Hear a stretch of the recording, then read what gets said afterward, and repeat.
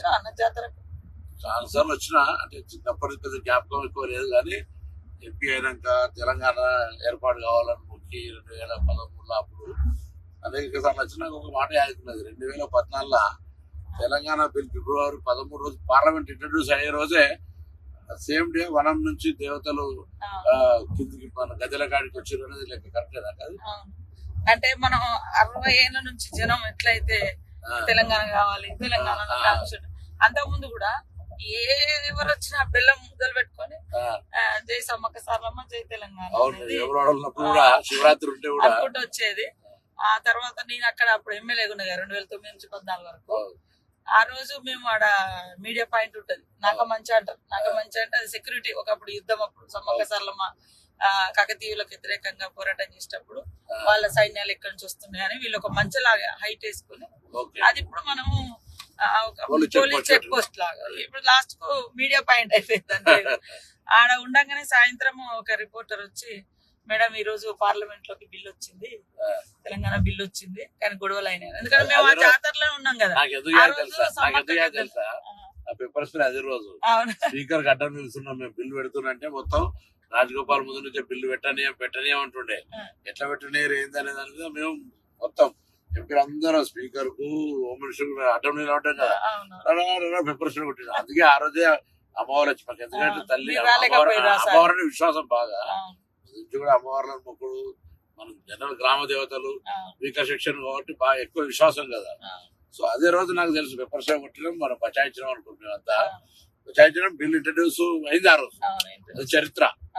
అమ్మలు కూడా మాకు కూడా చాలా అంటే ఆ బిడ్డలుగా తర్వాత ఆ ప్రాంతం గారే మన దేవుడి మొక్కు చాలా మంది మొక్కుకున్నారు. ఆ మొక్కును ఈ దేవతలు జనంలోకి వస్తూ వస్తూ ఆ అజ్ఞాతంలో ఉన్న 60 ఏళ్ళ బిల్లును పార్లమెంట్ లో ప్రపంచం ముందు పెట్టారు. అక్కడున్న తల్లి సోనియమ్మ కూడా వాళ్ళిద్దరు కూడా ఉండే, సరే కూడా చేసింది. వాళ్ళిద్దరు మన మీరా కుమార్ గారు, సోనియమ్మ, సుష్మా స్వరాజ్. అట్లా చాలా చాలా అంటే మహిమలు ఉన్నది అనడానికి అదొక నమ్మకం. చాలా మంది ఇంతమంది ఆఫీసర్లు అక్కడ పనిచేస్తారు కదా, ఎవ్వరికేం కాదు, అందరు మంచిగా అంటే సంతోషంగా మళ్ళీ అందరు ప్రమోషన్లతోటి ఆనవాయితీగానే వస్తున్నది. ఇన్ని లక్షల మంది ఒక దగ్గర వచ్చి ఉండడం, ఆ 3 రోజులలో ఇంత బ్రహ్మాండంగా ఉండడం నిజంగా ఒక ఎన్ని లక్షల మంది వచ్చి ఇంత జరిగినా ఎటువంటి ఇబ్బంది లేకుండా, పెద్ద అంటే తప్పు జరిగిందనో లేదా అటువంటి ఏం లేకుండా పోతుంటది కదా. చాలా అమ్మవారి దయ తప్ప అది ఎవరో మనందరం గొప్ప ఏర్పాట్లు ఇవన్నీ వేస్ట్. ఇవన్నీ అంత అందుకే ఇప్పుడు ఇలా కొత్తగా మేము మన ప్రభుత్వం రేవంత్ రెడ్డి గారు ముఖ్యమంత్రి అయినాక మనం అందరం కూడా మన 6 గ్యారెంటీలలో మహిళలకు బస్ ఫ్రీ ఇచ్చినాక నేను కొంచెం భయపడ్డా. ఇంతమంది ఇప్పుడు రోజు 34 ఎంత జరిగింది అనుకుంటారు, 14 కోట్లు దాటిపోయింది. అట్లా రోజు సంఖ్య మహిళలు పెరుగుతా ఉంది.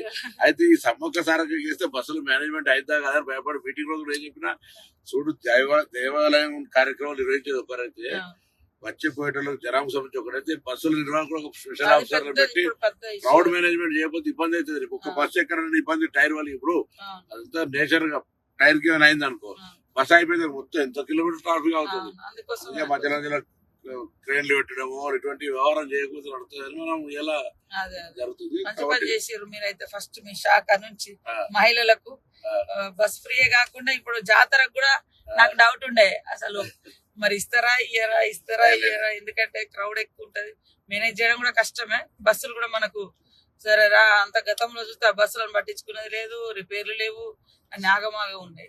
ఆర్టీసీ కొద్దిగా సరే పేమెంట్ అదే ఫైనాన్స్ మినిస్టర్ డిప్యూటీ సీఎం గారు కానీ ఆర్థిక శాఖ వాళ్ళంతా ఎప్పుడప్పుడు చేస్తారు. ఎందుకంటే మహిళలంతా హ్యాపీగా ఉన్నారు, వాళ్ళకి ఎక్కడికైనా ఫ్రీ అవుతుంది. ఇంకోటి ఏంటంటే ఇవన్న ఎక్కడికన్నా ఊరు నుంచి పక్కకు పోయి డిమార్ట్ లో షాపింగ్ లో మాల్ కొనుకొచ్చుకుంటున్నారు. రెండోది దేవాలయాలు విపరీతమైన రష్ పెరిగింది. బంధువులు తల్లి గారిని చూడడానికైనా, బిడ్డ దగ్గరికైనా, హాస్టల్ దగ్గర పిల్లలకి అసలు మామూలుగా ఫ్రీక్వెన్సీ పెరగలేదు. వాళ్ళందరూ కూడా హ్యాపీ. నిజంగా మనం ఏదైతే మాట ఇచ్చినామో, నేనైతే ఎన్నికలప్పుడు చెప్పిన నా తెలంగాణ అక్క చెల్లెలకు, అత్తగారింటికైనా అవ్వగారింటికైనా 1000 ఎకరాలు భోజనం పెట్టినా పోతాంటే బస్ ఫ్రీ అన్న చూడు, దాంతో చాలా పెద్ద జరిగింది. మనం మళ్ళా గ్యాస్ కూడా అనేది మహిళలకు సంబంధించి చాలా పెద్ద ఆర్థిక భారం నుంచి బాగా కరెంట్ బిల్ కూడా వాళ్ళే కడతారు. కరెంట్ బిల్ 3000 అంటే అసలు మహిళలు అయితే అసలు ఇక వాళ్ళు మనల్ని కాంగ్రెస్ మనం ఇలా అదృష్టం మనందరం మొన్న ప్రభుత్వంలో ఉన్నాం. ఒక మహిళ చెప్తున్నారు, ఉమెన్ గ్రూప్ స్వయం సహాయక సంఘాలలో ఆశీర్వాద మన ఇంద్రవెల్లిలో మీటింగ్ పెట్టినాం కదా, వాళ్ళకి నెలకు 4 నుంచి 5,000 మిగులుతున్నాయట. అంతకు ముందు భారం ఉండేది. అవును. ఎందుకు అంటే మేము బస్ ఫ్రీ ఎక్కుతాను, వేరేకి వెళ్ళిపోతే బస్ ఖర్చు వచ్చేది.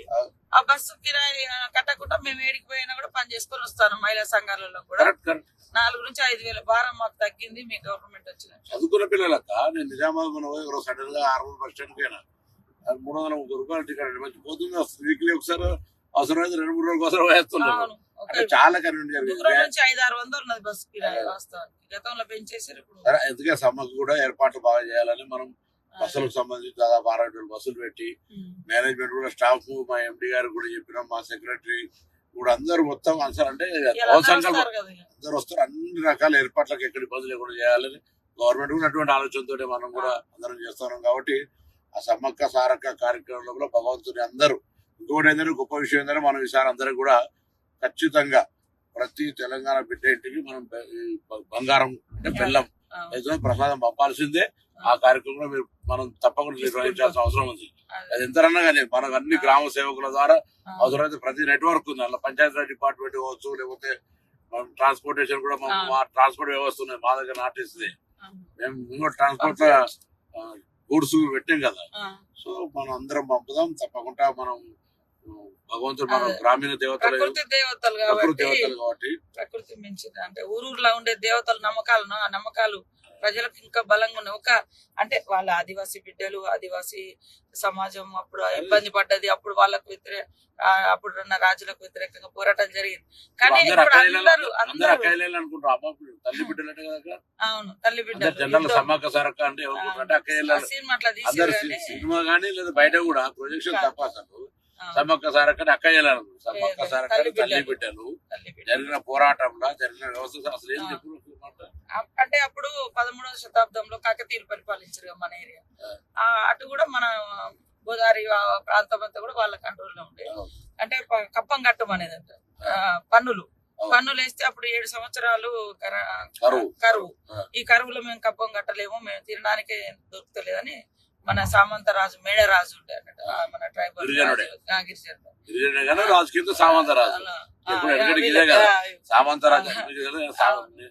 సామంతరాజులు జమీందారులు జాగీర్దారులు 1947 స్వతంత్రం రాకముందు అంతా కూడా వాళ్ళది ఉండే రాజ్యం. మళ్ళీ ఎట్లయితే స్వతంత్రం వచ్చి మనం భారతదేశం విలీనమో వాళ్ళంతా కాంగ్రెస్ నాయకులు ఎమ్మెల్యేలు ఎంపీలు అయిపోయి మళ్ళీ ఇప్పటికీ దాని తర్వాత తెలంగాణ ఉద్యమం వచ్చింది. మళ్ళీ ఆననేమో మనం ముక్తి కోసం విముక్తి కోసం అన్నాం. ఇలా నీళ్లు నిధుల కోసం ఆనాడు జరిగి మళ్ళీ ఆయన ఇబ్బంది పెడితే మేము కట్టలేమంటే కాకతీయులు యుద్ధం ప్రకటించారు. వీళ్ళ దగ్గరేమో మంచి ఆధునికమైన ఆయుధాలు ఆధునిక ఆయుధాలు, మన దగ్గరేమో బల్లలు బర్షలు బాణాలు. అట్లా కూడా పాపం యుద్ధం చేసిర్రు. ఆ మంచా కాడికి వచ్చినాక వెనక నుంచి కాకతీయ సైనికుడు వెనక నుంచి సమ్మక్కను వర్షతో పొడిచి ఆమె గుట్టలకు వెళ్ళి ఆ చిలుకల గుట్టలో అదృశ్యం అయిపోయింది. ఇంకా కనపడకుండా ఆమె వాడిన వస్తువులు దొరికినాయి. అట్లా ఆమె దొరకలేదు, అట్లా దేవతగా మారి ఇప్పుడు ప్రతి 2 సంవత్సరాలకు ఒకసారి గుట్ట మీద నుంచి కుంకుమబర్ణి రూపంలో ఆమె వస్తువులు తీసుకొచ్చి ప్రతిష్ఠింప చేస్తారు. ఆ 4 రోజులు, ఆ 3 రోజులు గద్దెల మీద ఉంటది. ఆ తర్వాత మళ్ళీ శనివారం రోజు జాతర ఏ వారం అన్నా రాని, బుధవారం స్టార్ట్ అవుతుంది, శనివారం నాడు ఎండ్ అవుతుంది. అది ఏ తారీఖు అన్నా కానీ ఏ నెలన్నా కానీ. వారాలు మాత్రం బుధవారం నాడు సార్లమ్మ వస్తుంది గద్దెల మీదకి, బేస్తవారం నాడు సమ్మక్క వస్తుంది, శుక్రవారం నాడు అందరు దేవతలు ఉంటారు. పగడిద్దరాజు గోవిందరాజు ఏమో సార్లమ్మకు భర్త, పగడిద్దరాజు ఏమో సమ్మక్కకు భర్త. సమ్మక్క సార్లమ్మ తల్లి బిడ్డ, జంపన్నేమో కొడుకు, సమ్మక్క కొడుకు. అక్కడ ఆయన వాగుకాడ సెక్యూరిటీగా ఉంటాడు. అంటే అక్కడ ఉంటే ఆయన అంటే సైన్యాన్ని ఆపలేక అవమానంతో అట్లా పడి చనిపోయింది అనేది ఒక కథ.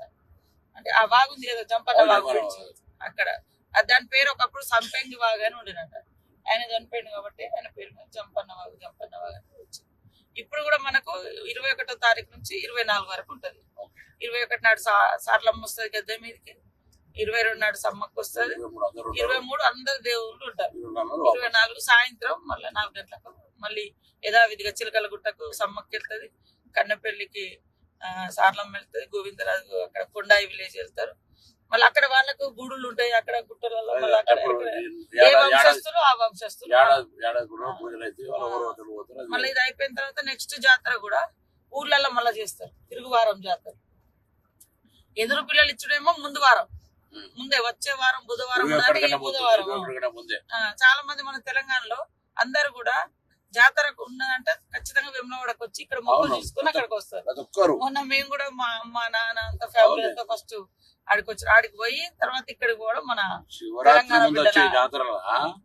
అసలు వేములవాడ మామూలు సోమవారం కదా, లక్షల మంది ఉంటారు. కానీ మారాలి, అది ఇంకా మార్చాలంటే ముఖ్యమంత్రి 100 కోట్లు ఇస్తారు, ఇవ్వలేదు. అక్కడ ప్రస్తుత శివాలయాలు నిర్లక్ష్యం ఉంటే సరే మేము ఇప్పుడు దాన్ని నేను మిత్రుడు శాసనసభ్యుడు ఆలోచన కలిసి చేయాలనే ప్లానింగ్ చేస్తున్నాం. దానికి డెవలప్మెంట్ మన అందుకే వీడియో డెవలప్మెంట్ కూడా ముఖ్యమంత్రి గారి దగ్గర పెట్టాం. దీని లింక్స్ ఇప్పుడు నిన్న కూడా మనం బడ్జెట్ చదివినప్పుడు మనకి పెద్ద దేవాలయం నేను ఇలా కాకుండా ఇవన్నీ చేస్తాం. ఏదైనా మొత్తానికి అయితే అక్క సమ్మక్క సారక్క పోతున్నాం అంటే అమ్మవారికి ఈ కార్యక్రమం ఎటువంటి విఘ్నాలు లేకుండా అందరు భక్తులు వచ్చి మంచిగా ప్రభుత్వం ఇచ్చిన ఉచిత బస్సు కావచ్చు, అక్కడ మీరు మనం ఇప్పటికీ ఏర్పాటు చేస్తున్న సౌకర్యాలు కావచ్చు, ఏదున్నా లోకల్ గా మీరు నేను స్కూల్ ఓనర్ కూడా కోరుతా ఉన్నా, మీరు బస్సులు పోతా అంటే ఇవ్వండి. మీరు అన్ని బస్సులనే రావాలి, అందరు ఇళ్ళనే కాదు, స్కూల్ బస్సులు ఫ్రీ ఇవ్వండి. ఎవరికి వాహనాలు ఉంటే వాళ్ళకు వాళ్ళ ఫ్యామిలీ పోయినారు ఇంకోరైనా పోతా అంటే ఇవ్వండి. అందరూ మొత్తం ప్రజా రవాణా మీద ఆధారపడితే ఇబ్బంది అవుతుంది. ఒకసారి వస్తుంది కాబట్టి అందరూ కూడా అన్ని రకాలుగా ఎవరు ఇప్పుడు భక్తులకు దేవునికి ఎట్లా సాయం చేయాలనుకో అట్లా సాయం చేయాలి. కొందరు ఉండేళ్ళు వేస్తారు, కొందరు నలుగురు అన్నదానం పెట్టి కార్యక్రమం, అట్లా అందరు స్వచ్ఛంద సంఘాలు కూడా రాష్ట్ర వ్యాప్తంగా ప్రజలకు వచ్చి అన్ని సౌకర్యాలు ఏమన్నా నీళ్ళు ఇచ్చడం, నీళ్ళ సప్లైర్లు కావచ్చు, భోజనం వాళ్ళు కావచ్చు, లేదా ఇతర స్నాక్స్ ప్రిపేర్ చేసే చాలా మంది ఇప్పుడు అటువంటి ఎవ్వరికి వాళ్ళు వచ్చి సాయం చేయమని కూడా మనం అందరం కూడా ప్రభుత్వం తరఫున కోరుతాను. ఈ సమ్మక్క సారక్క అనేది రాష్ట్ర ప్రభుత్వ కార్యక్రమం జాతీయ స్థాయిలో కూడా గుర్తించాలని చెప్తాను. ఇప్పుడు మాటలే మాట్లాడతారు, నేషనల్ ఫెస్టివల్ చేయమంటే అది కూడా చేయాలి. ఇలా ఇవన్నీ ఉన్నాయి, ఇవన్నిటికి సంబంధించి తప్పకుండా మనం మళ్ళీ ఇప్పుడు 4-5 రాష్ట్రాలలో వస్తారు, ఛత్తీస్గఢ్, మధ్యప్రదేశ్, ఒరిస్సా, మహారాష్ట్ర, ఇక్కడికి మహారాష్ట్ర చాలా మంది వస్తారు సమ్మక్క సారక్క. సో అందరి పండుగ ఇది, అందరూ కూడా దీనికి సహకరించి ఈ కార్యక్రమం విజయవంతం కావాలని చెప్పి మళ్ళీ మా ఏరియాకి వస్తున్నారు. వరంగల్ జిల్లా ఉపజిల్లానే కాబట్టి ఒకసారి అందరం కుటుంబ పరంగా కూడా వస్తాం. అందరికి స్వాగతం. సమ్మక్క సారక్క అందరికి విజయవంతంగా భగవంతుడు అమ్మవారి ఆశీర్వదించాలని కోరుకుంటున్నాం.